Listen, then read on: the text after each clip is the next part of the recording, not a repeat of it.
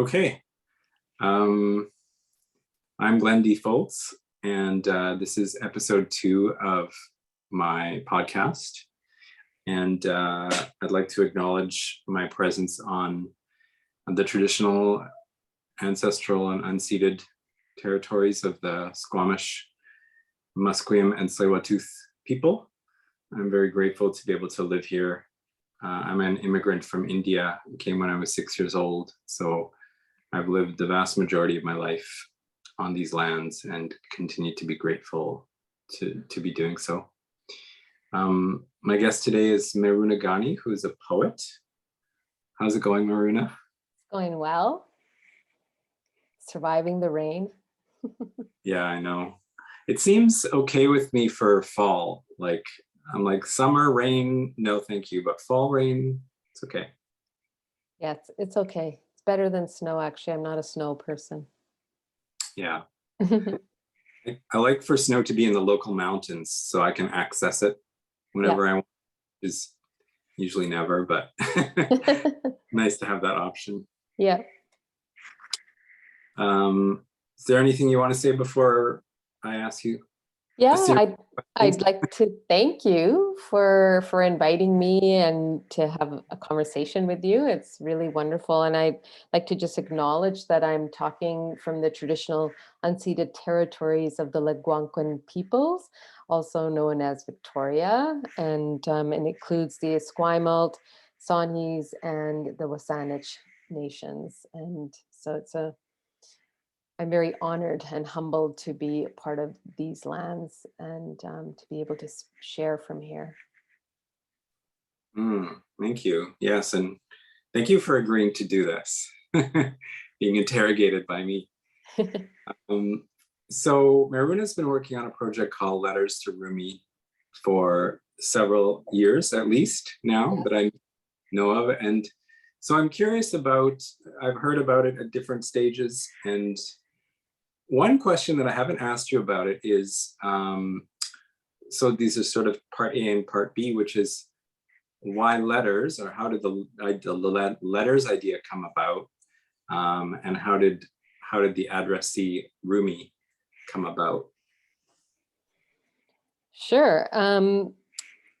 Two really good questions that I often get asked. Why letters? It was at a time, and I remember it was around 2012. And basically, I was looking to speak with somebody like me, and who could understand some of the changes, transformations I was going through in terms of my career life, and also in terms of just being alone meaning not with my life partner.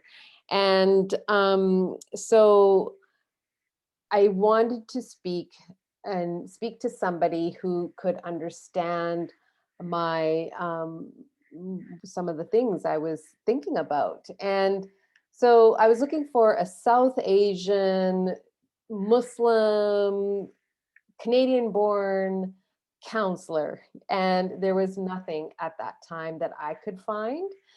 And so one day I decided, well, let's write a letter to Ann Landers. And I started writing dear, what was it, Abby, dear Abby, right? And so I started to draft, typed up a dear Abby. And as I started to, I actually wrote the first paragraph, typed it up, and I looked at it and I thought, how is dear Abby going to understand my intersectionality as a person of color and who has had to fight racism and sexism throughout my life? And I thought, nope, she's not going to get it. And I tore it up, and I just did a little search on Facebook of all places, and searched, positive kind of messages. And as I was searching on there, I came across a Rumi page, and it was, the way it was set up was beautiful art images on it with quotes from Rumi. And the administrator was Rumi from Konya. And I thought, what if this is, what if it is actually Rumi? And, not knowing much about Facebook, how it works, and at that time, I didn't really pay much attention. I hit the like button, and then every morning after that, I would get the news feeds, and I thought, oh my goodness, somebody actually is sending me these news feeds, not knowing how that works.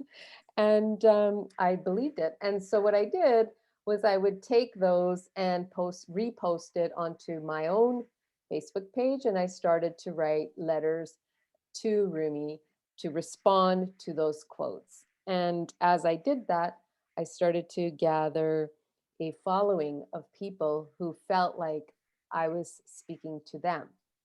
And so basically, that's what happened. In terms of the addressee, your question around the addressee, like how, when I started to write Dear Rumi, it actually also reminded me back to the 90s, when I was an undergrad student at University of Victoria, and I had my first heartbreak. And even at that time, I was looking for South Asian, Canadian-born, Muslim woman to speak with, and nobody existed at that time in Victoria. So what did I do? I went to the McPherson Library, which is at UVic, scanned the bookshelf for, I don't know why I went there looking for books that might help me, self-help books, and nothing. And then I hopped into my, I think I was taking the bus at the time. I went to Monroe's, downtown Victoria, and scanned the shelves there. And again, no self-help books by people like me, and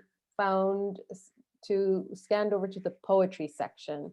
And that's where I found, that was my first time coming across Rumi and The Essential Guide to Rumi by Coleman Barks.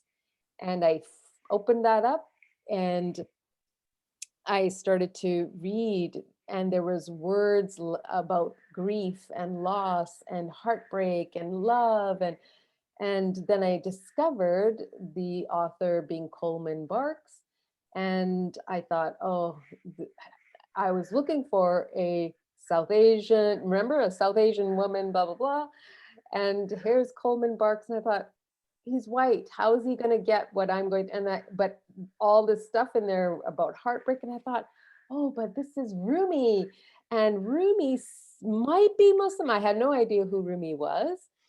And the way the introduction of that book was written alluded to that part of the world where there are lots of Muslims. So I kind of thought, oh, Rumi must be Muslim. And I didn't know what Sufism was. And there was mention of Sufism in there, in the book. So when I started to read, I thought, oh, goodness, here's a man, might be a Muslim man from that part of the world that might be connected to me, that has gone through heartbreak, and he gets me. And so that was my first intro to Rumi. And then 2012 was my second time on Facebook, and I made those sort of connections from that memory, and I started to write letters to Rumi. Lovely. Can you let people know a little bit about Rumi? It might be the first time hearing his name.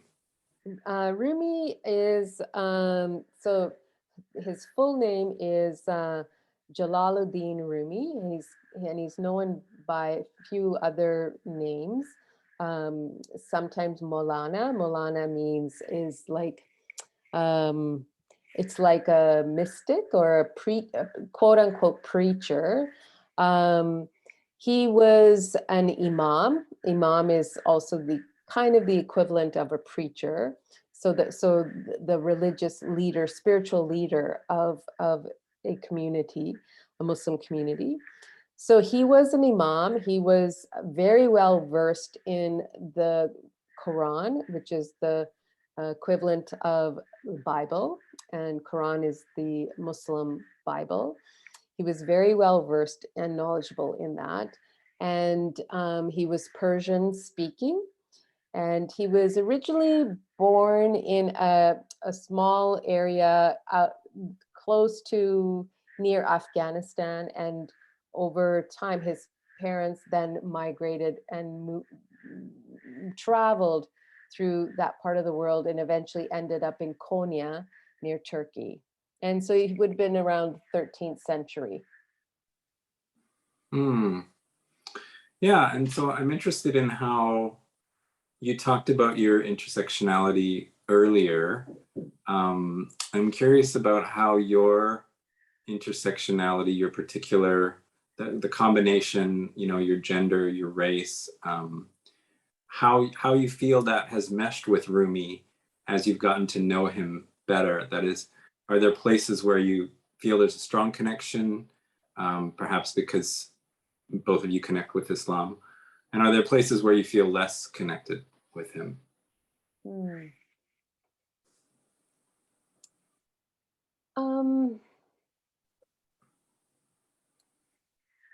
It's interesting. That's a really big question, because where my mind is going is, I think, so when I think about when I was first introduced to Rumi was in the 90s, and where I felt connected at that time was purely out of this area of a heartbreak. And the way he was writing for me at the time, without knowing a lot about the religious side of things, in terms of the Quran and the mysticism, and that the spiritual side of Islam that he was well versed in. Without knowing any of that, I was just looking for a connection around the heart and love, and because I had this heartbreak.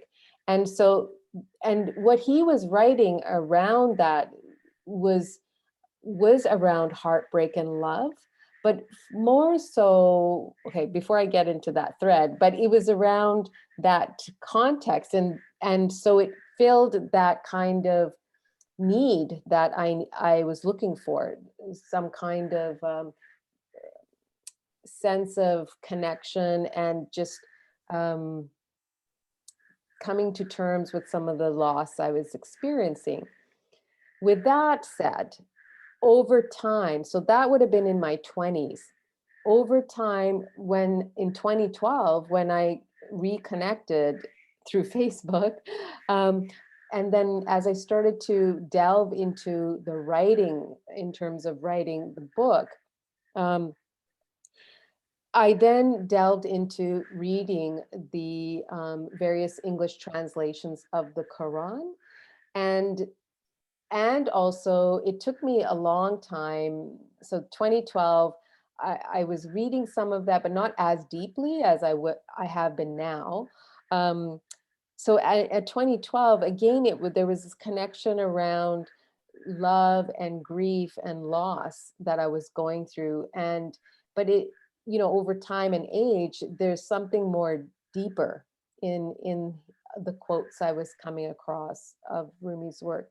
So fast track to now, in 2021, I've been, after I went through loss again. My father passed away, and so I wasn't able to write the letters to Rumi. I was kind of, it wasn't helping me. Usually I start to write poetry to come to grips with things that I'm thinking about and to help me process. And so Rumi's work wasn't really helping me in terms of reading. And also, if I go back to a little bit like 2016, 2017, when I first started drafting my book, Letters to Rumi, my mentor at the time was also suggesting for me to read translations of the Quran. I was also searching for Rumi's translations that would have been translated by Persian speaking authors, because a lot of Rumi's work has been translated by non-Persian speaking, non-Muslim folks. And so I didn't find anybody until 2018. Javed Mojaddedi has translated Rumi's, what's a critical core selection of Rumi's work is called the Masnavi of Rumi's Masnavi. And Masnavi literally means couplet. And it's a 6-volume collection of a single couplet written over 6 volumes. And I bought those translations and I started to read them. And then after my father passed away and I was feeling kind of, I couldn't connect, I decided, let's start reading the translations of the Quran. And I had finally found a translation done by a Muslim woman. Once I read the translation, Rumi's work then made sense. And then I saw the connection of Rumi's Masnavi to the Quran. And so the passages, any of the quotes that I used, either through Javed Mojaddedi's translation or through, say, Coleman Barks or Deepak Chopra, they also made sense. So with that said, I also found myself using the quotes from, say, Coleman Barks, that spoke to, I think, a more sort of general sort of feeling of some of the things that people might feel or come across in their day-to-day life.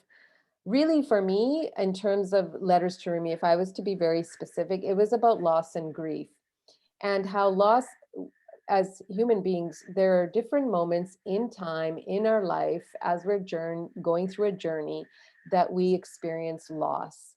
And at those times, we seek either people or art perhaps, or writing or music to come to terms with that loss.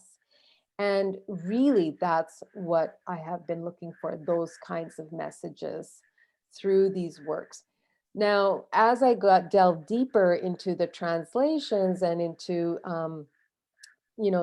looking at people who are Persian speaking and Muslim who translated, it also that work brought closer to me Rumi's depth and knowledge around Islam. And it also showed me there's been an erasure of those aspects of Rumi's identity in these other works that are what Coleman Barks has said he's interpreted, and they're renderings. He doesn't actually say translations of his work. He calls them renderings. So in that, one has to realize that Rumi, of who he was, isn't completely encaptured into these renderings and these interpretations. So, however, with that said, it still spoke to me, these renderings and interpretations, because there's a certain human element that I was getting on a very surface level that helped me alongside the Quran. And so by reading the Quran alongside that, took it on a very deeper spiritual level. So, and I know I've kind of gone a little off thread with your question. I don't think I'm answering it specifically, but I'm trying to show you that the readings of all these has been the journey to inform and write my writing. And because my book is a memoir, it's an autobiographical journey of belonging and identity, my autobiography. So a part of this whole journey I'm going through is that book. It's that Letters to Rumi. and the discovery, that spiritual discovery. So one of the things I've discovered and uncovered is that Rumi, the Masnavi is in the 6 volumes, is the Sufi path. And that's something I've learned by reading these folks who, like Javed Mujadidi, who is Persian speaking, by reading him and his description of what is happening in those 6 volumes is this Sufi path that goes from the self, uncovering the self. So it's the annihilation of the self, moving through reason and knowledge, and then reaching to divine existence, understanding divine existence. So given that structure of the Masnavi, I was then understanding the structure of my own autobiography and my own self journey through loss and grief at different points in my life. So Yeah, does that kind of, I mean, I don't know if I really answered your question, but no, it's okay. It was a bit of a shot in the dark, okay. the way I structured it, so you could just take it wherever you want. If you feel comfortable talking about this, I'm curious to know, because as you say, everybody deals with loss. Almost everybody deals with grief, has to process these feelings. And you said with the death of your father, it really helped you to explore the Quran in translation, and reading it with Rumi helped you to process that loss. Would you be able to say a little bit more about that? Some of the details, like what was it that helped you exactly? Hmm.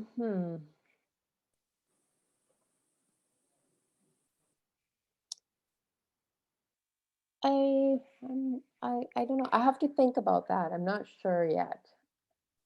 Yeah. Yeah, well, and I was also going to ask another question. I don't know if this will be easier, but when you were dealing with heartbreak in the 90s, Mm-hmm. did you feel that reading Rumi was able to help with that? Because that's another kind of loss and grief. Yeah, because, one of the things I said was I without knowing who Rumi was, I just kind of came to a conclusion that Rumi must be Muslim because of the way Coleman Barks introduces him. And I just thought, okay, he must be a brown guy, even though I have no idea. And I just made a lot of assumptions. And so for me, it was exciting because I didn't think, because I had a crush on a brown Muslim guy who basically didn't have the same feelings back. And so I thought, okay, I made an assumption that no brown Muslim guy is going to get me. And they're all going to be heartbreakers. And so when I read Rumi's, the Coleman Barks, and saw these references to heartbreak and I thought, oh, okay, well, actually, they hurt just like me. They meaning, again, assumptions and generalizations. Muslim brown guys hurt just like me and have pain just like me. So that kind of is what helped me to realize, okay, I'm making assumptions, and um, there's heartbreak on different, yeah, people experience it in different ways. So I kind of needed to park those assumptions and generalizations that I was having. One of the things I want to come back to is that's what I came away with in the 90s. But when I went deeper into the work, the Quran and the Masnavi, I then realized, like in 2020 and 2021, that's when I realized that the references that I came across in the 90s, the heartbreak and pain and loss, wasn't necessarily, it wasn't necessarily, it could have been, or maybe not, I'm making a guess, but it wasn't necessarily over a woman, or because he was married, he had his family. It was it was loss and grief over the death of Shams. And so um Now, I wouldn't be able to give all the details about Shams for folks who are not familiar with Shams, and his full name, Shams of Tabriz. Um, Shams was basically around the same time in the 13th century. And there's a whole story around how Shams and Rumi became introduced. And I will not do justice in explaining that, so I won't even try. It's a beautiful story if anyone ever wants to look it up and read it. The short of it is there was a kind of a challenge where Shams asked Rumi. Rumi was the imam of that place in Konya, and Shams asked Rumi a question, and Rumi gave a very interesting response. And Rumi asked Shams a question, and Shams also gave a response. So, anyways, they had this back and forth. And when these answers came, then suddenly Rumi really wanted to get to know Shams. So there was like this partnership that occurred. So they spent a lot of time involved in the spiritual side of the journey. And so in layperson's term, became best friends and very close, and people around them became jealous. And so this is the part where I don't have the accurate details, but basically the end of the story of Shams and Rumi is that Shams went missing, and this is where I have seen two types of readings of some readings saying his body was never found, and some saying his body was found, that he was murdered and thrown in a well. And so Rumi lost it. He was so hit with loss and grief at that time. And that's when a lot of his poetry was written. He started to write a lot around that after that loss. So I'm not doing justice with explaining it fully, and I'm kind of shortening it a little bit. So forgive, like if you might have listeners, and I'm saying forgive me if I've kind of cut to the chase in a very shorthanded way. But that loss and grief that he went through was at a very human level that we all go through. And as a poet, as writers, and you're a writer too, sometimes some of our best work comes at that time because you're raw and you're writing it in the way you can in order to express, because it can be the more easier way to express than verbally sometimes. And maybe that's what Rumi was doing. I don't know. But and I think that the fact that some of the rawness of his at least I feel some of his writings is, you can feel it, like I can feel it, even though these are translations. What I have heard from my Persian speaking friends, with the Persian readings, it's even deeper. There's some of the words you can't even translate. They're such strong feelings. So I wish I knew Persian so I could read it. So I think there's a lot there with his poetry that he's written. So, and he's written in different what we would call genres. He has various forms of writing out there. The Masnavi is just the one I'm involved with right now. Yeah, that's great. I didn't know the story of Shams and Rumi, even though you say you gave an abbreviated version. That's very moving still. I want to move into the topic of love and Eros, because people often think of Rumi as blending sensuality with spirituality in a unique way. has that spoken to you at all, like the either the erotic or the sensual aspects of Rumi? The sensual aspects have. Not so sure. I'm not so sure about the erotic. Sensual for sure, and but in the context of sacredness, there's a sacredness that I sense through that sensuality. And there's also, in reading the Mustavi, there's a lot of humor too, and even in the context of sensuality. And some strong sentences and words and language in those translations that is, I look at it, I'm like, oh my goodness, you're a funny person. Like, it's really funny, but I have to stop and read quite deeply each time so I can really get a sense of what it could mean. But yeah, it's definitely there in terms of sensuality. So that too, and I haven't gone to that, I haven't written extensively yet, but it is an area that I've held as a theme for my own writing, to see where it could take me in my journey around sensuality. And I'm glad you asked about sensuality, because I separate, like, to me, I'm very much focused on sensuality instead of sexuality, because I think there's two different things and nuances going there, for me, in terms of if I wanted to write in this area. I want to focus on sensuality because I see that more with Rumi's work. Yeah, I see that very strongly there as well.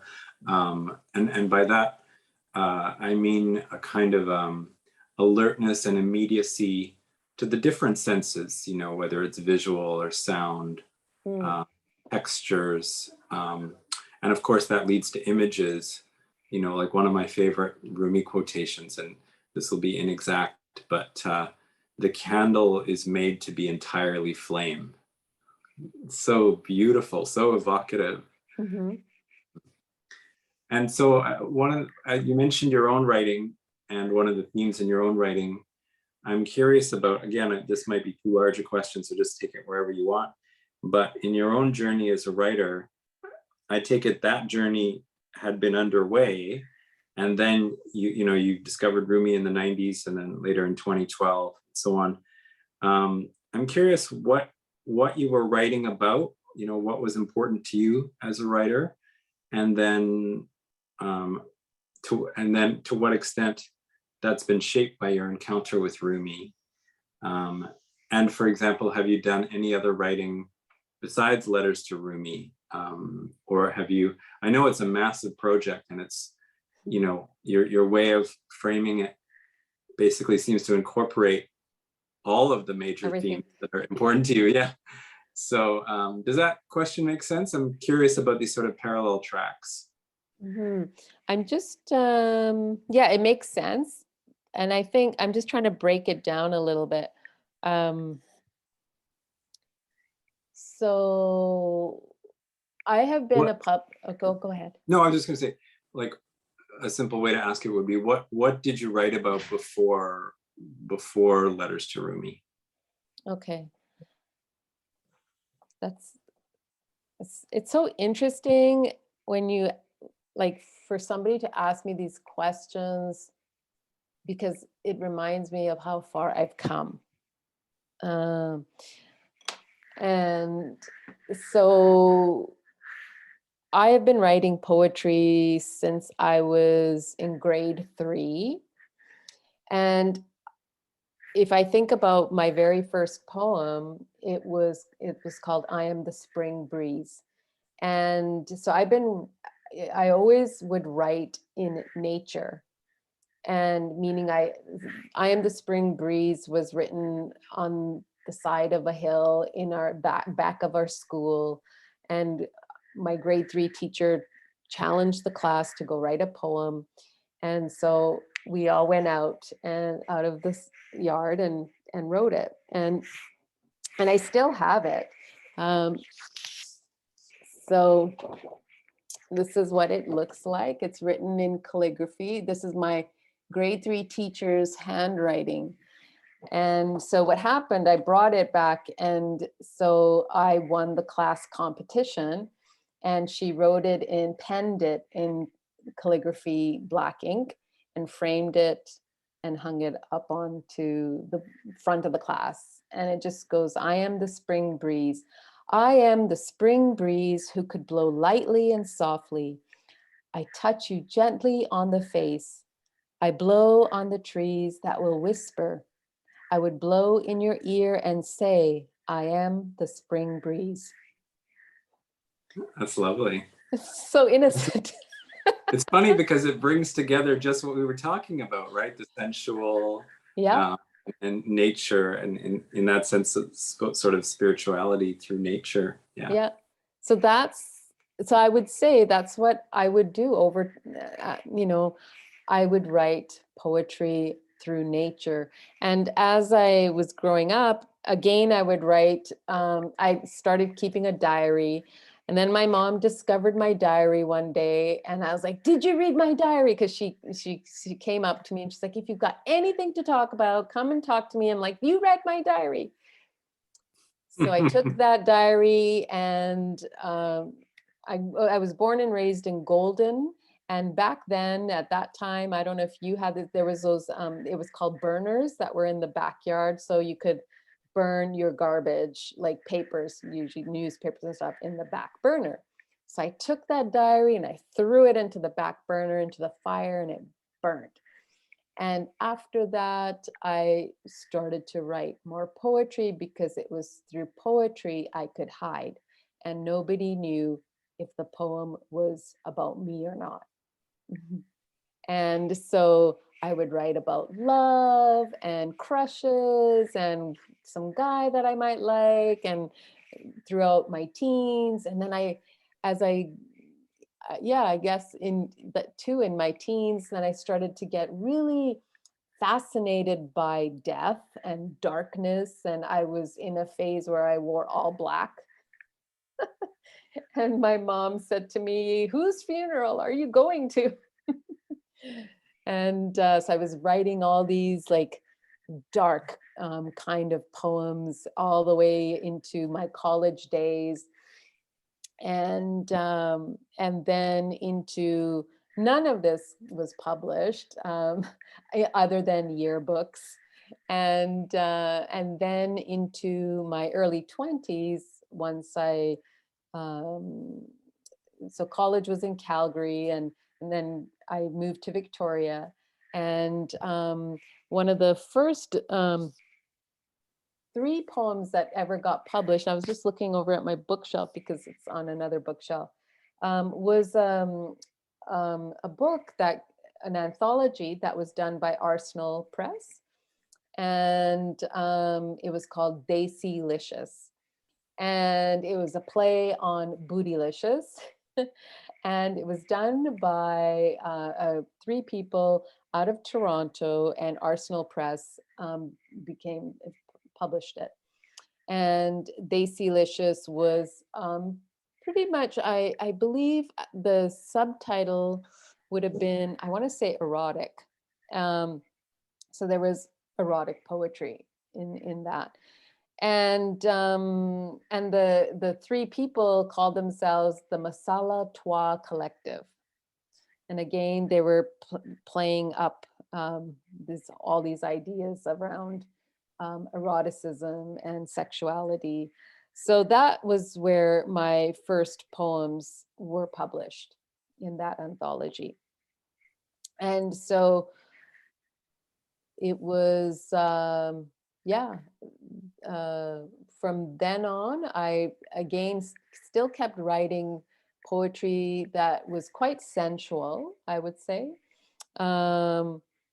and often centered around, I want to say, I used nature and music to think of the ideas of what I would write. Like music, I often played music in the background, because that would kind of get me going into just writing, like getting into a trance of writing. So, oh yeah, so Desi-licious, the subtitle was Sexy Subversive South Asian. That's what it was. And that was right around the time when I was moving to Vancouver. So I moved to Vancouver in 2003, and Desi-licious came out. So around 2002, 2003, I did a book launch in 2003 in Vancouver. So yeah, there was all of these themes around sensual, kind of subversive, play on words. And where I was getting some of these ideas, what fueled me is, and I wrote a little bit about this in my sort of my, what I called, and this piece in one of my letters to Rumi, sort of like an intro. It was from the old Indian cinema movies, you know, the Raj Kapoor, like there's these classic black and white cinema, and Mirza Ghalib, and these old sort of singers, and where sensuality and love was just the subtle touch of a hand. And so through those subtle touch of a hand, or the shared sip of a cup of tea, and in that there was all this message of love and sensual desire. And so for me, that's what writing poetry was communicating certain messages of love and desire in a very subtle way, rather than using vulgarity. I didn't want to use, and that's good for some people. It's not something I wanted. I wanted something that just led people to imagine in their own way what that poem could mean or not mean. So I was experimenting a lot in these various styles of metaphors and symbolism, and using different nature ideas to create some of the writing I was doing. And then I also was writing social justice type of poetry, centered around fighting racism and hate and sexism, and a certain kind of social justice message in a lot of my writing poetry too. So it was always centered around whatever was happening at the time. So one of the pieces that I wrote, I call it Finding Home. And I've performed it a lot, and it's actually getting, it's really wonderful. It's just got selected at my alma mater, where I did my master's at the University of Sussex in Brighton.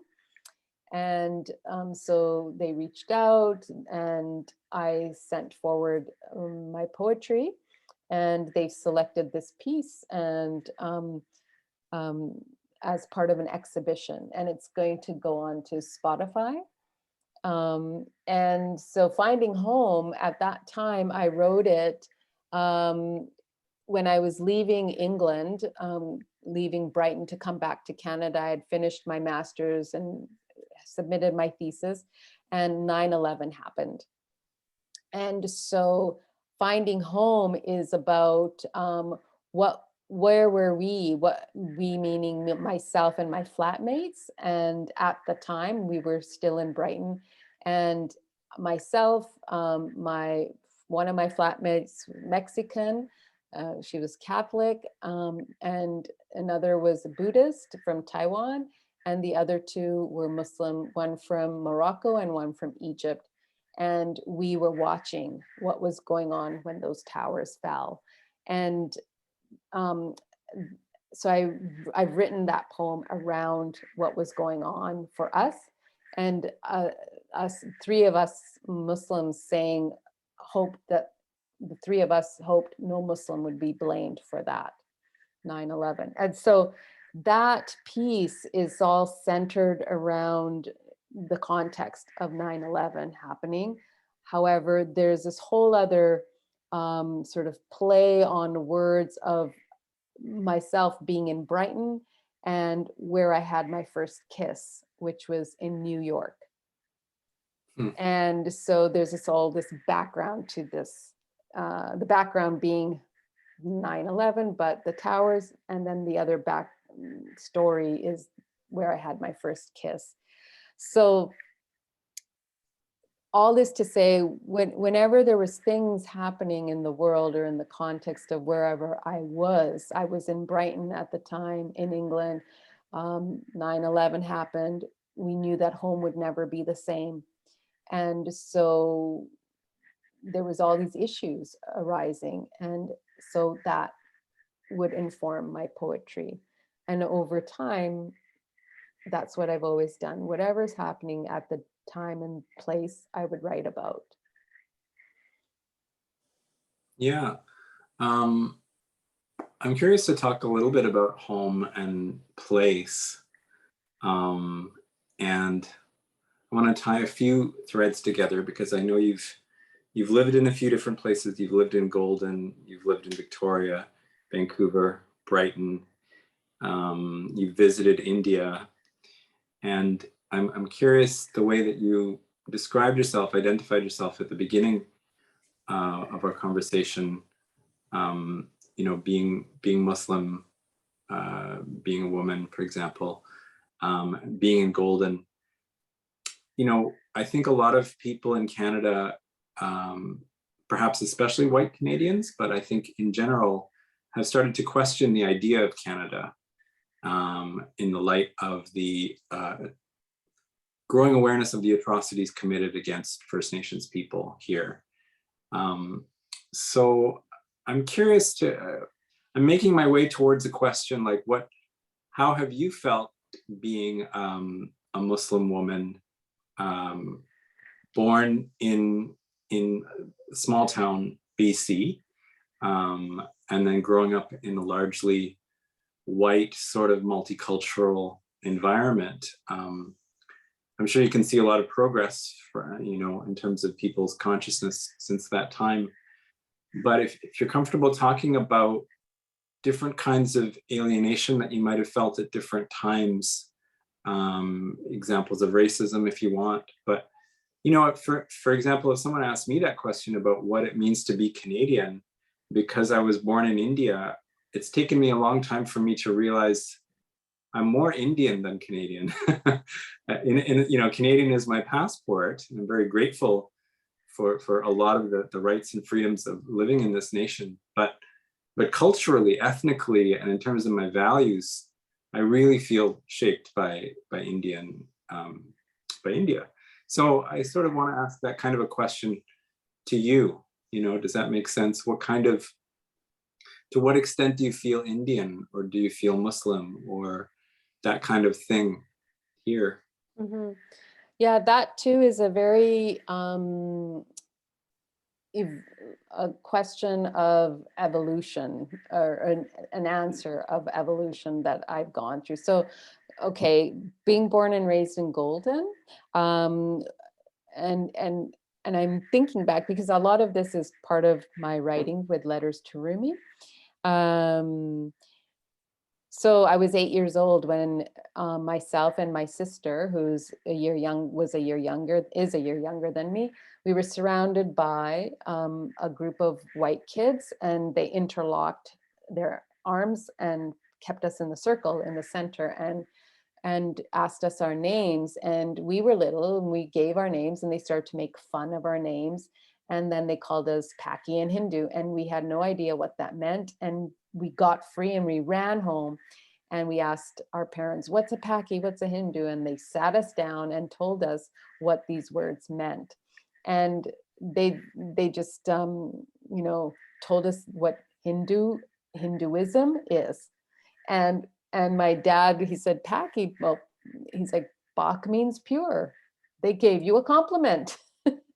And so, whereas my mom, my dad was born and raised in India, and he survived partition, went through partition of India. My mother was born and raised in East Africa. Her parents left India before partition to go to East Africa.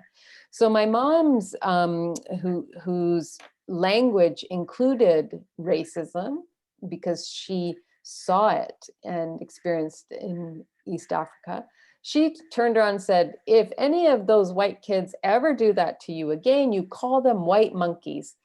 And my sister, like, there's no such thing as white monkeys. What do you mean? And she's like, I'm from East Africa, and there are monkeys with white faces and pink bums. You call them that. So that was our education of fighting back. But my dad, they also said, you have human rights, you have rights in this country, you fight back when people call you those names. So that was when we first learned that we were different. And we also learned to fight back and speak our minds. And so Golden was where we experienced racism at different times as we were growing up, but we also experienced lots of great friendships and other things like that weren't about racism. Now that's at the broader community level, in terms of the white community level. Now, there was a South Asian community. Now, there's been debates of which temple, Sikh temple, is the oldest temple in BC, between Paldi on Up Island or Golden. And so I think, so historically, a lot of Goldenites will tell you that the Sikh temple in Golden is the oldest.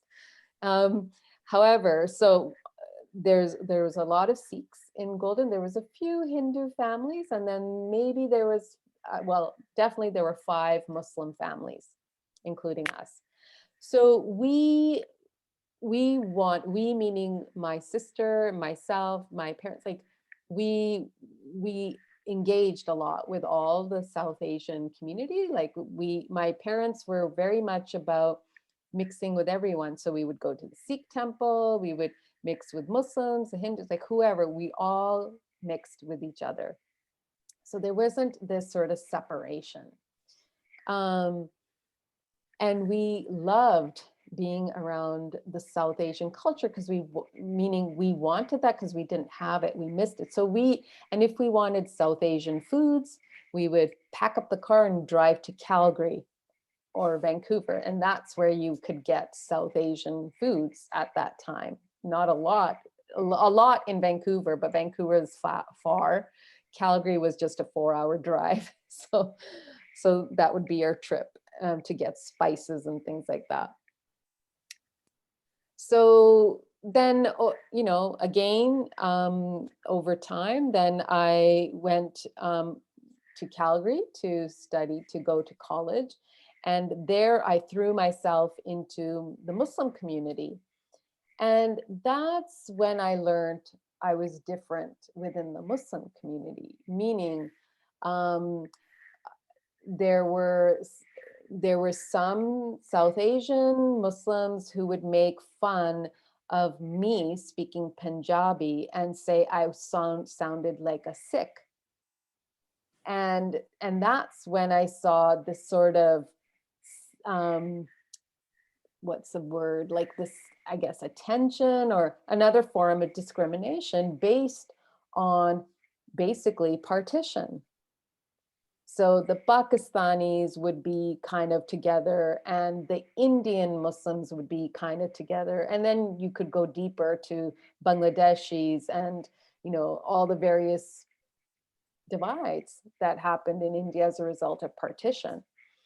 So that's when I started thinking, oh, I don't really belong. I don't really know. And I didn't like that. And I would say, excuse me. And that on top of the broader macro level of racism that I didn't encounter a lot as I did in Golden, but it was definitely there. But what I did encounter at that, not personally, but what was going on was there was a lot of the Aryan Nation stuff happening in other parts of Alberta. So that would have been around, I don't know the road name now, but heading to Edmonton.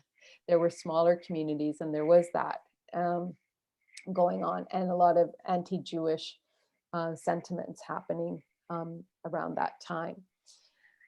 So then I moved back to Golden, then eventually moved to Victoria. And in Victoria, again, I immersed myself into the Muslim community.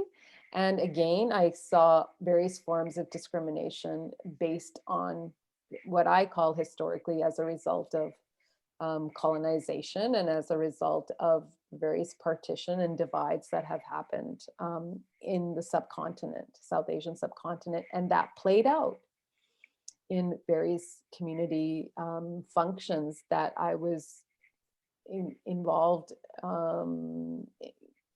in. Like there was different associations that I joined, and we would all bring together and do potlucks and events, but these little tensions would be there, definitely present.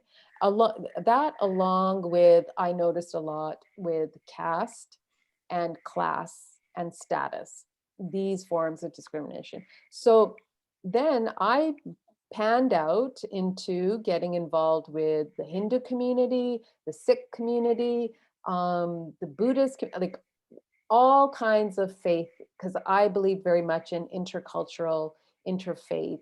And so, and I made a decision that if I wanted to know myself as a Muslim, I needed to know other people. And that's what I did. So I got involved with the International Students Club at UVic. I was going to UVic. And so that was my exposure. And so all this to say, then I moved to, I actually lived in India for 4 months and studied there. And it was through the Shastri Foundation, and I went there. Again, and it was all with this idea of, oh, I'm going to fit right in. And because I was looking for that sense of connection and belonging, I guess. And I use that carefully because now over time, there's a whole other thinking I have around belonging that's very much related to spirituality, and it's part of my book journey. However, with going to India, that's when I discovered class, lots of stuff around class. And I remember with the host family I was staying with, and I was so excited about wearing my salwar kameez and wearing my clothes. And I would purposely wear these clothes here in Victoria because I wanted to show that these are my clothes, they're not my costumes. So I was fighting the macro racism here. So I would wear salwars and kameez and all my traditional Indian clothes in Victoria. But it was in taking a stand, right? And I take off to India and I'm like, oh yeah, I can now wear these and not worry about it and just melt right in. However, as soon as I would speak, I would get asked questions. Where are you from? You must be from the north. And I'm sitting there thinking, north of Canada? North of where? And then I realized north of India. And the questions I would get asked, you must be Aryan. And I had no idea. And I'm like, wait, I'm not part of the Aryan nation. What are you talking about? And then I realized it was completely this other history in India that was going on. Another thing around, it wasn't necessarily the Aryan white race nation thing. In this context in Canada, it was something completely different. And some of the people were asking me, because when I would speak Hindi, I still had an accent, and I didn't think about that. And that's why they were asking. And then they realized the other label was NRI, non-resident Indian. So I was treated differently. And I remember the host family saying to me, can't you wear would you just this one night, we were going out somewhere, wear your Western clothes. And what I realized and learned that elevated their status. So there was another form of discrimination that I was seeing and experiencing. I come back, I'm done there, and I come back to Canada. And then I moved to England to do my master's. And when I moved to England, I had in my head, oh my goodness, I'm going to the colonial den of all this history of colonization. I'm going right into the den, the lion's den.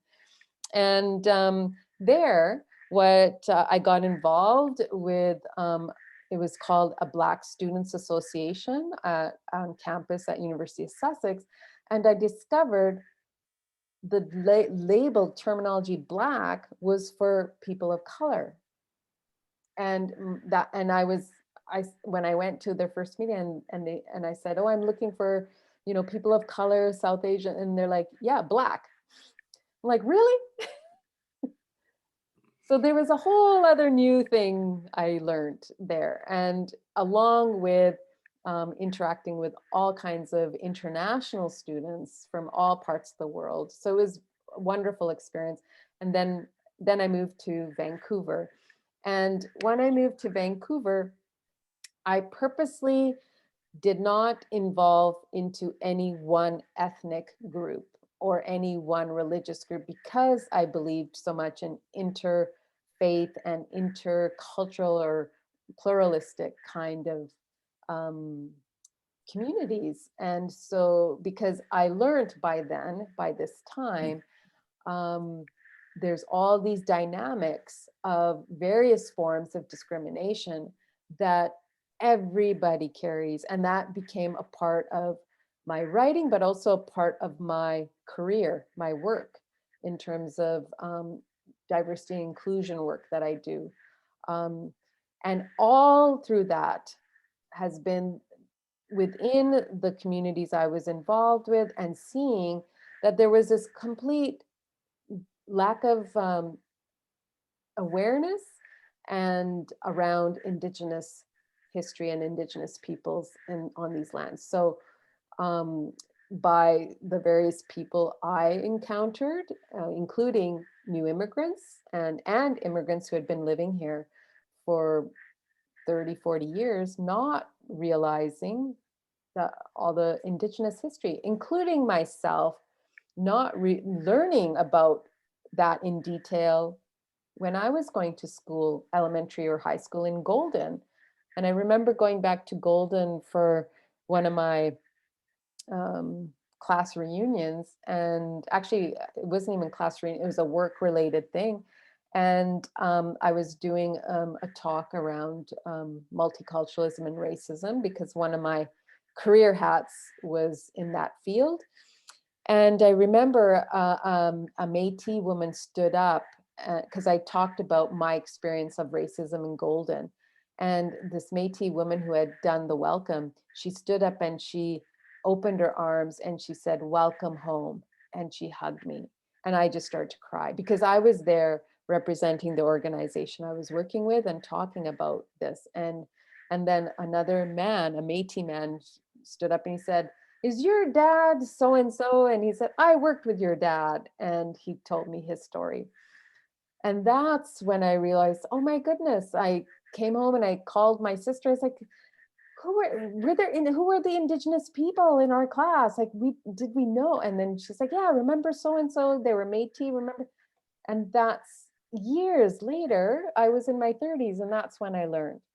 So this is all a part of our journeys, that we come across these things and we don't know these things maybe until later in life. And I I look at what I say, the macro level of racism, the big, the racism, systemic racism that exists, but I'm very much focused around the micro level, like the racism and discrimination within these various communities that I've dealt with. And my writing is looking at all of that, bringing those threads into this journey. And that's some of that is where Rumi comes in, Rumi and the Quran, with some of the message in the Quran. And Rumi's, some of his writings does reflect that, in the nuance of actually justice, equity, and that ties back to the Quran. Yeah, thank you for sharing those wonderful stories. Yeah, it got me to think about how in this country, in Canada, I'm sure in many other countries in the world, there's this sort of, inside outside blend that occurs in almost every social situation. We're talking on the micro level, in every social situation that we enter. For example, I'm used to now, I identify as brown, even though I'm white passing and have that privilege. When I walk into a room and see a lot of white people, or sometimes when I walk into a nightclub and I see primarily straight people, for example, and that same desire that you seem to have for pluralism, for diversity, for like just feeling that that's the natural state, that state of hybridity. But I think it's very important that people tell each other stories of how they feel on the inside in one respect, but also on the outside. Even within a given social situation, within the course of an evening, a party or whatever gathering. Another thread that weaves into this, you and I talked about it in our last conversation, is the question of ability and loss of ability. And we were saying, earlier in this conversation, we talked about how everybody deals with loss in terms of, if we love, if we open our hearts, and we lose that, then we grieve. And so one aspect of that is, of course, losing a person, the death of a person, the end of a relationship, but also the loss of our abilities as we age, or with whatever condition that we might have. Would you be able to say a little bit about that for yourself? Yeah. Thanks for bringing that thread forward, because that too is a part of my writing, and a part of the work around diversity. Yes, so I was diagnosed with multiple sclerosis. Now it's been 18 years. And so that is a part of the writing for my autobiography, a key part actually. And again, in the context of identity, and so there's the ability that various forms of abilities, some can be seen quite easily and some are invisible. And so MS can be in some cases seen, and some cases it can't be. And so a lot of this letters to Rumi, that one of the critical threads is focused around my journey through MS.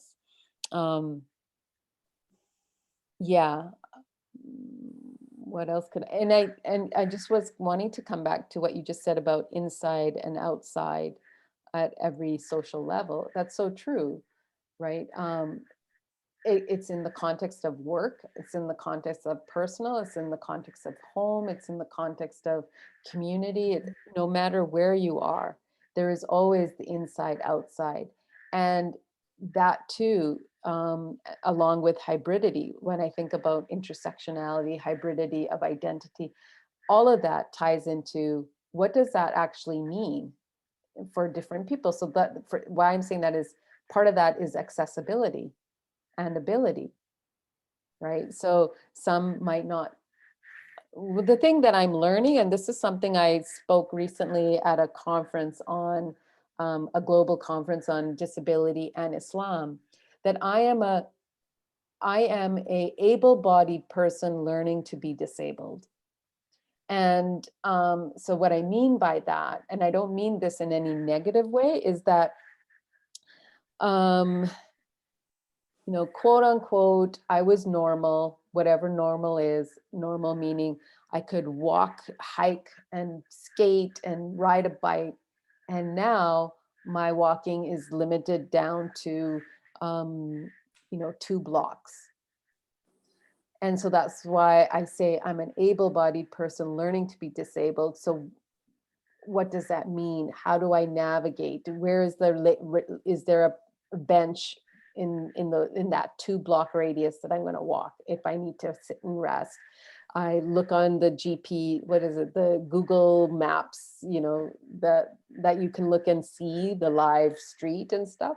So I look at and study, and so I'm kind of on this inside outside thing, and inside and outside to what? Inside and outside to a norm of some sort, whatever that norm was created by the norm, and who put the norm together. Right. And so there's a lot of thinking around that I'm doing, and what does that look like? And I don't even know yet. I'm kind of navigating these spaces, and this is where um, I don't know how Rumi can help me in that journey. I don't know yet. I'm not using Rumi's work to prescribe. It's to be prescriptive of the writing. It's like I just need to write, and then I'll see. And as I mentioned earlier, that I've been reading translations of the Quran. So part of that reading is looking at what are the references and sources in the Quran that tie back to the themes that I'm looking at, one being around disability. And in being the speaker at this conference, I was a keynote speaker, and it was so powerful in hearing the other panelists, because they reference passages in the Quran that allude to people with disabilities and how they need to be treated with dignity and not put to the side or excluded or put outside, and how the Prophet, peace be upon him, did that. And so for me, it was really powerful. I'm writing those references because that's research for my book. Now, this is all recent, like the stuff I'm telling you, as a person who's going into the research and writing, I've kind of parked that. And what I'm going to do eventually is see, okay, is there any connection now going back to Rumi in the Masnavi? Is there something in there that's going to give me sort of the parables or passages or quotes that might lead me to delve a little more deeply into this thread around the story around MS. And I'm saying this out loud because I tend to think out loud, because one of my mentor has read what I've written so far, and sees the MS journey as quite significant, a piece of writing in my work.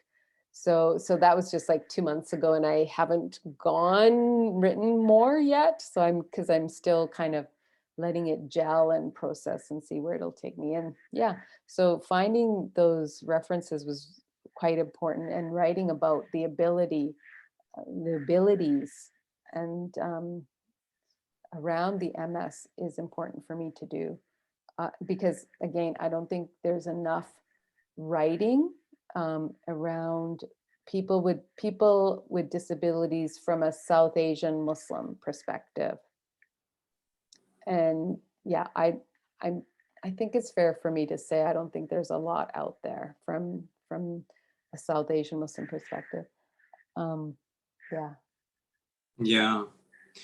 And I think of it, I haven't had significant loss of abilities. There have been, for me, suddenly seasonal allergies came up in my late 20s, and to the extent where I would have like a headache, and I would have a hard time focusing and getting things done. Mm-hmm. And I got some treatment for that. I have at times dealt with mental illness in my life, but nothing of a chronic or degenerative state. but I do think that since I turned 50 last year, I feel like I'm now sort of at the beginning of the path of being an elder, if I live that long. And so it's not the beginning of midlife. It's sort of, and so that we have this notion of a midlife crisis. I think that we got it from Carl Jung, and my sense of it is that Carl Jung, certainly Thomas More in Care of the Soul, for example, says that, whereas the first part of life, there can be this activity and extension and expansion and adventure. The second part of life can be more of a process of reconciliation to failing powers, and that opens a space for growth of the soul, the tending of the soul, which brings its own beauty and dignity, as you say, for those who have the time and leisure to honor that development. So yeah, one of the things I'd like to explore with you is, for example, in my case, my biggest loss has been the death of my sister. She died of cancer at 42 in 2015. This morning, I woke up feeling very alone because I was part of what I would call a dyad. There was my sister and me. Mm-hmm. Now I'm a monad. And every so often that strikes me, and it's very, very strange, And so that earlier question that I asked you, that you said that you'd like to think about in terms of how specifically the Quran and Rumi have helped you to deal with loss. For me, opening up to, in terms of a Taoist perspective, the rhythms and cycles of life, but also whether there are some larger intelligence, which we might call God. And for me, prayer often takes the form of gratitude. And for me, gratitude is kind of, how would I say, it has to be earned. Like it's not trivial. Like I reflect on, well, at least I had my sister, like we had this close connection.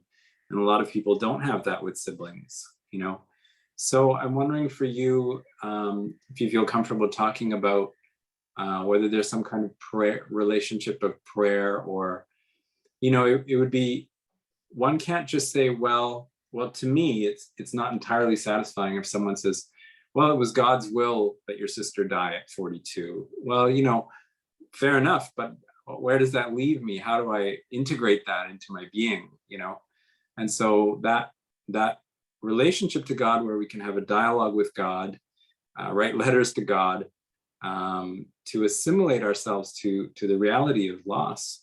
Do you have any responses to any of that?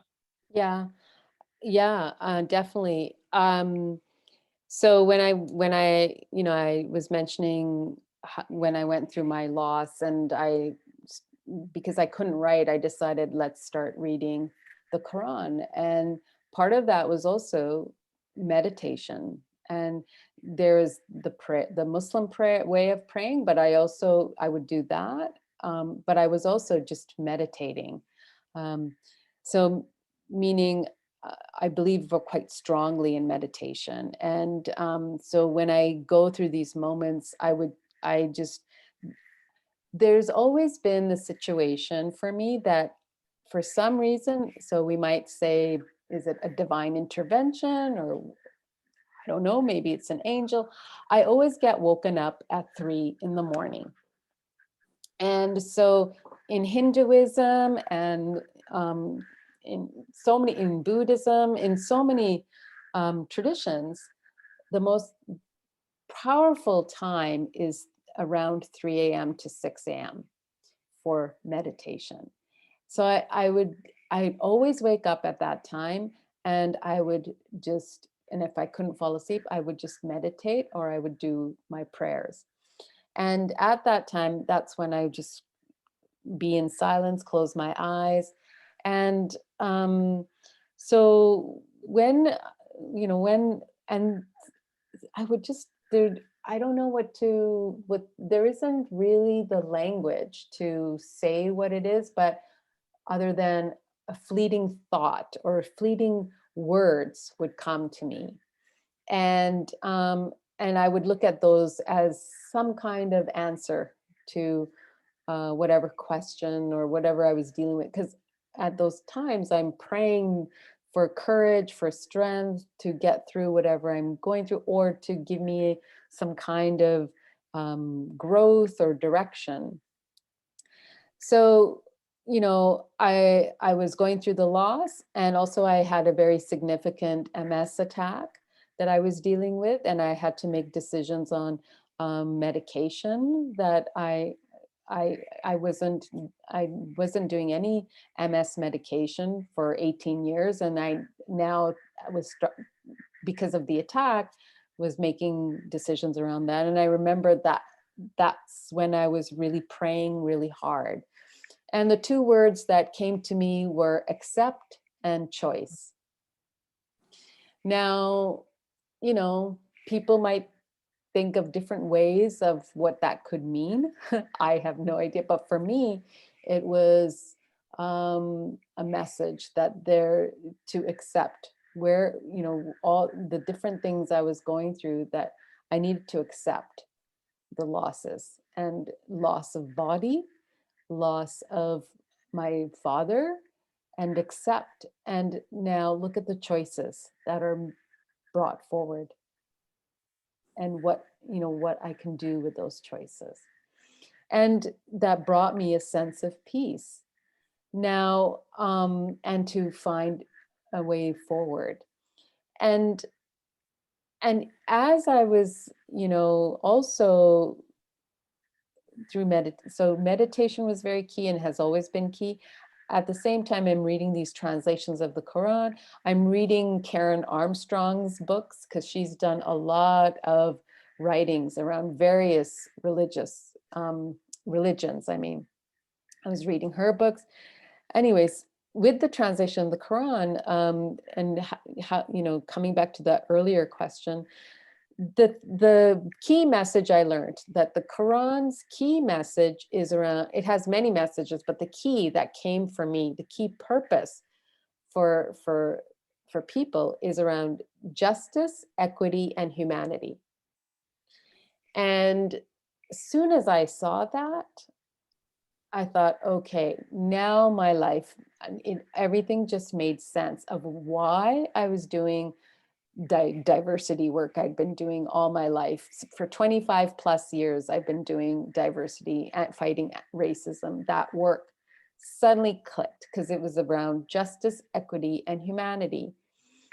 And then Rumi clicked because through Rumi's parables in the Masnavi, he is highlighting and showing what lessons and virtues and values people need to work towards. And it's tying back to justice, equity, and humanity. And so all of that clicked for me. And then I realized this is why I'm writing letters to Rumi. Yeah, well, that's a wonderful realization. I'm curious, what does the divine mean for you? It's a question I can ask very simply, but it's not an easy one to answer. Yeah, and the divine for me is bigger than us. To me, the divine is an energy, and it's not, and where I'm going, because I've actually written a line, like a small section, because this is a part of my writing, and it's really, I don't know if you want to, do you want to hear just that small part? Do you have it there? Yeah, I do. I just gotta pull it. Let's see here. Yeah, I've been toying around, but it's just one little line that I'll read. So without getting into all the details. So I'm just going to read this one passage. After After I consider Allah, God, Goddess, the divine feminine, the divine mother, who bears the universe and all of humanity with unconditional, infinite love, is the holder of the womb where I am to return. Mm. So where that comes from, what this is part of a longer piece of writing that I'm doing with Letters to Rumi, is there's the words Ar-Rahman and Ar-Rahim. And Rahman means, and I'm going to, let's see, make sure I get it right. Rahman means merciful, and Rahim means compassionate. Now, if one is to break this down a little more, the roots of these letters in Arabic. So these are Arabic words. The breaking down Rahman is Rahim, R-H-M, and it literally means womb, W-O-M-B, the womb. And so this whole piece of writing I'm doing is around the womb. And there is an Arabic phrase that when people go through a rough time, or if you go through loss or you lose somebody and somebody passes away, there's an Arabic phrase that often is read. And I don't have it memorized, but it means from Allah we come, and from Allah and to Allah we return. And so when I think about that in the context of the womb, through the womb is where birth comes, and to the womb we return. If I was to look at Allah as being, or the divine being, the holder of the womb, and the womb being creation, Yeah, the I love earth. that. And so that's where I see the divine as gender. So the Arabic word Allah, even though it's translated as God, and I don't necessarily align to just this translated word God, but it's referenced everywhere, because I see that word God aligning to a masculine and a masculine image, and how, and but the word Arabic word Allah is gender neutral. It's neither he or she, and it literally, and it does say this in the translations of the Quran, and so that's another thing I've said in this piece of writing, that after, so here's another line, after learned Allah is gender neutral, neither masculine nor feminine, bigger than he or she, bigger than we and us, found in 99 names. There are 99 words and Arabic words and names of Allah. So in the Quran says, Allah is too big to be defined by just God, or just a he or a she. Is much bigger. And I love that sort of idea, and associating the divine. And that's why this is really draft what I've just read to you, and I'm playing out this piece of writing of where it's going to take me. That it's, that I consider Allah God, Goddess, divine feminine, divine mother, who bears the universe and all of humanity with unconditional, infinite love, is the holder of the womb where I am to return. It's bigger than all of that. Yeah, I like that very much. The questions are now getting shorter and more direct. Do you feel there's an afterlife, and what is your feeling about it?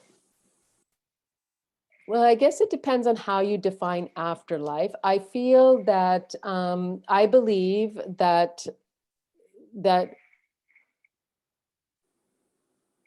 I believe that this life is temporary, and that this life is an illusion. Everything around us is just uh, we're being tested.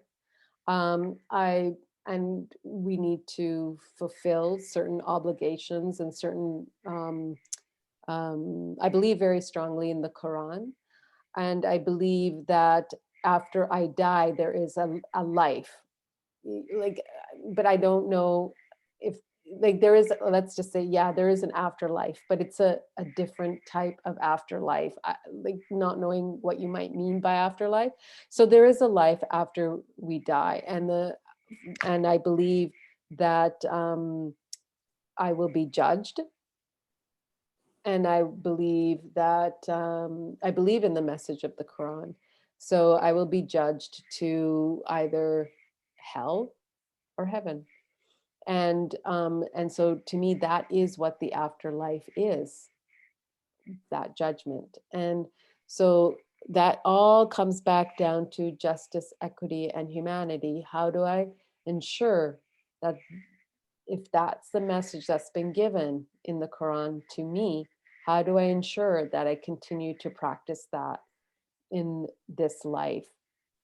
And the other powerful message for me, it's really fascinating to me because I've never considered myself religious, and I still don't. I consider myself spiritual, and I consider myself spiritual in terms of all various religions and spiritualities.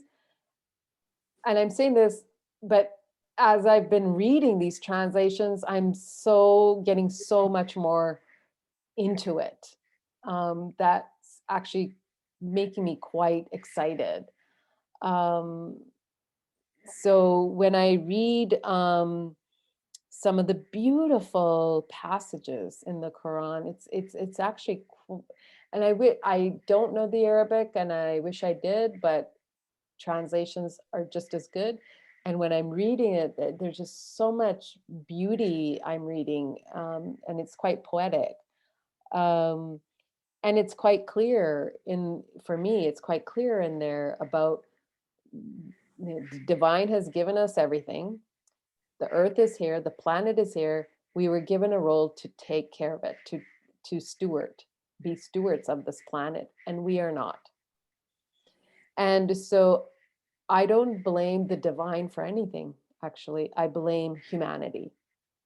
That the typhoons and volcanoes and the floods and the heat waves and all of these things that are happening is a result of climate change, and is a consequence of humanity's not taking care of what we were given to do, to take care of.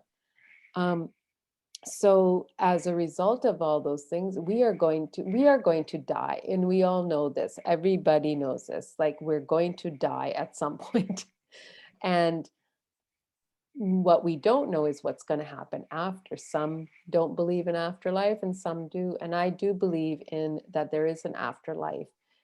And however, what I don't know exactly what that afterlife could look like for me. Yeah. Yeah. Thank you. That's a wonderful answer. It makes sense what you say about, for me, what resonates there is when you talk about obligation, I feel as if each of us has an obligation. Maybe that, for me, maybe that's too strong a word, but we do best to listen to the calling of our soul, Mm. and not to do that, and to attempt to lose ourselves, to escape, to distract ourselves. There's a kind of comeuppance or reckoning, and whether that reckoning, is just before death, or, at the sort of deathbed period, or when there's an illness that radically limits what you're able to do, and you and you think, boy, I wish I had done, that while I still had the ability to do that. For me, that's the aspect of judgment, without there necessarily being a metaphysical one. There might be. Yeah. Yeah. Um, yeah. Well, I love that.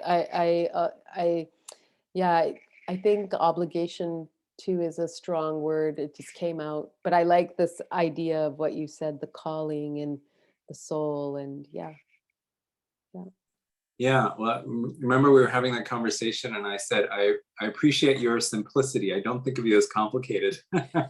And you said, "What do you mean by that?" And I said, "Well, I feel that you are living from soul. You are doing what you're meant to do, what you're called to do, and I appreciate that a lot in you and about you and your genuineness and authenticity and courage in speaking what's true for you." I'm wondering what sources of joy there are in your life these days. Oh, that's such a good question. And it's so timely because, you know, and I think this goes back again to prayer and meditation. So the last, couple weeks, I have these up and down. I've had a lot of up and down moments, and I get depressed. Um, and I say this.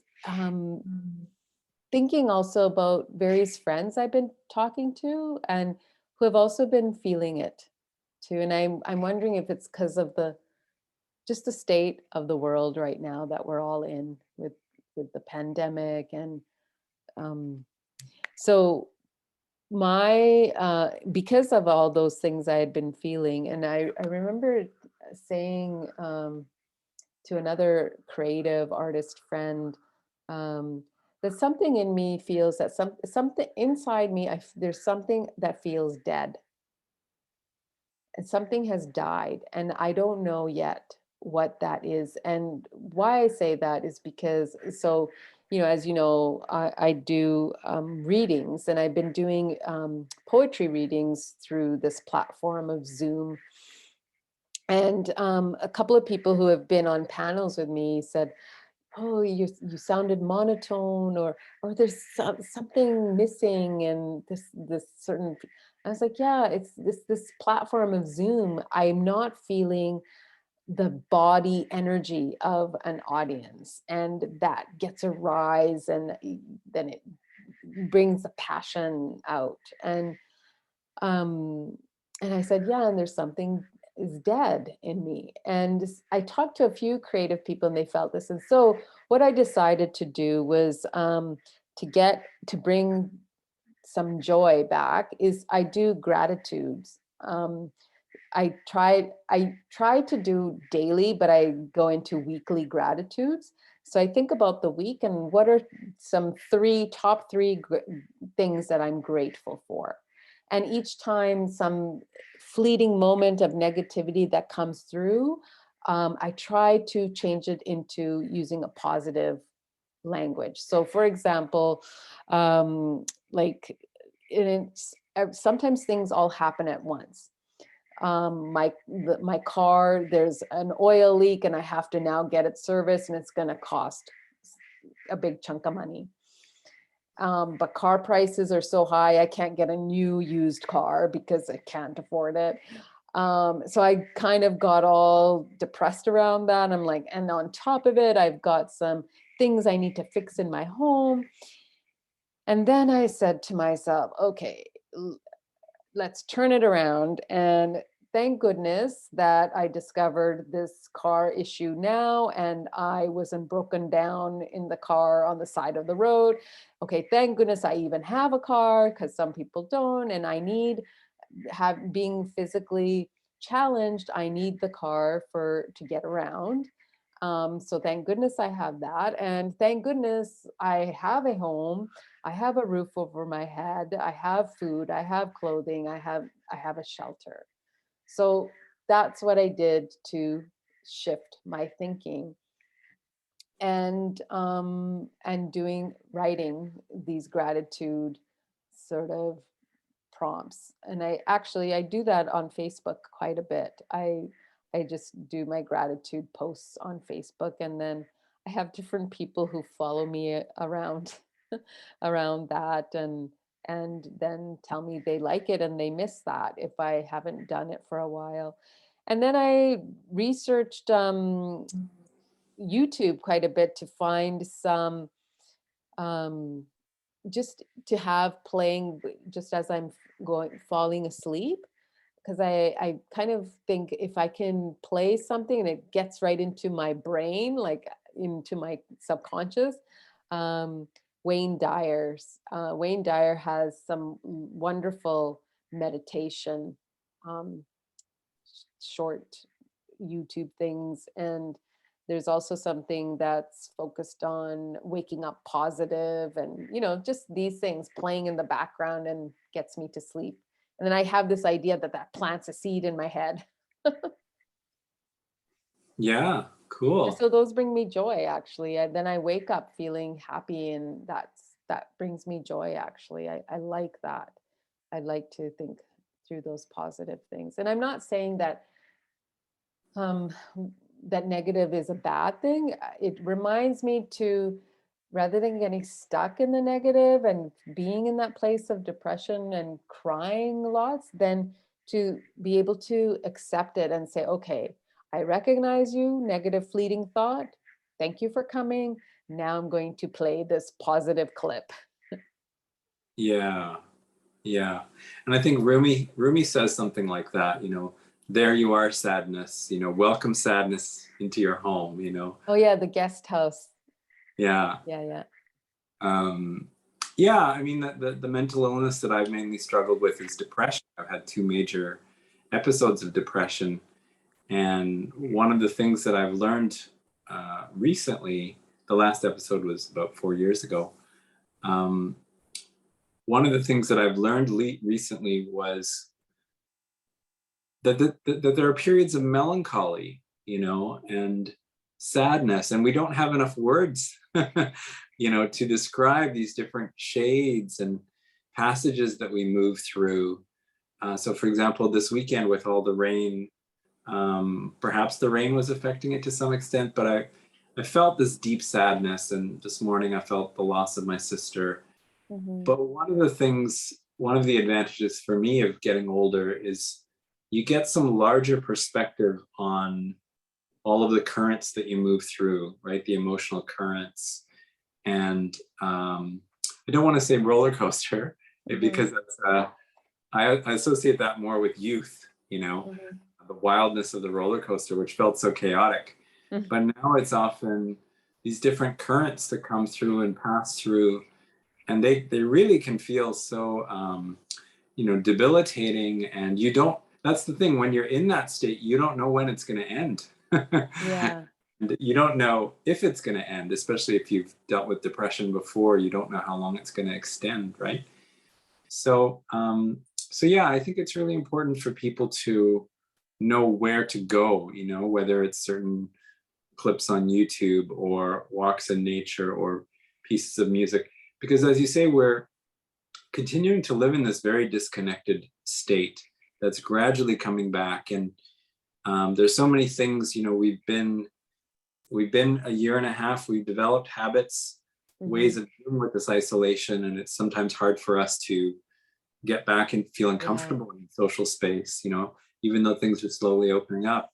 On the other hand, we would like it to move faster so that, we can get some semblance of the world that we were used to. So I think there's this feeling of disconnection, that was already in the culture that's become intensified, So it's very important that people practice joy, practice going to those places. Yeah, yeah, totally. What are your joys? Well, in this season, I don't know if this is true for you, but as I've gotten older, every season has become more vivid for me. And I think, wow, like, the colors on the trees this year, and I hear that some years are more striking than others, but, so fall and spring really just are huge for me. And so just even looking at the colors outside my window, or seeing the leaves, these yellow leaves scattered on the sidewalk just outside my home, those kinds of visuals, listening to certain kinds of music. Like we live in a time when there's so much choice in terms of, movies and music, how we want to entertain ourselves, listening to Morgan Freeman series, Yeah. Um, so those, I've found about myself that I like to initiate. You and I were talking about this. We initiate in friendships, we initiate socially, and that can be tiring, but I feel like it's our destiny, it's part of who we are, and it's important to keep doing that. So, making plans to meet with people, that's a source of anticipation and joy. Mhm. Yeah, those are some of them. Yeah, those are good ones. Yeah, I can resonate. Like my joys are having conversation with people and having not big groups of people, but just these one-on-ones and having a cup of tea or watching birds, or I love hummingbirds. And yeah, those are definitely nature, definitely my joys. Um, yeah, yeah, I like that. Colors. Hmm. Well, thank you so much for this time. Yeah, you're welcome. Yeah, I appreciate it very much. I'm looking forward to watching specific parts of it, especially, and our ongoing friendship to the certain places have been opened up through this conversation that I look forward to exploring as well later. So yeah, namaste. Namaste. Uh, thank you. And so I'll end the recording and Okay. you and I can talk some more. We can do a little debrief session. Sure. Okay. Thank you everybody for watching. Take care. Blessings. Let's see if I know how to do this. Oh, there we go.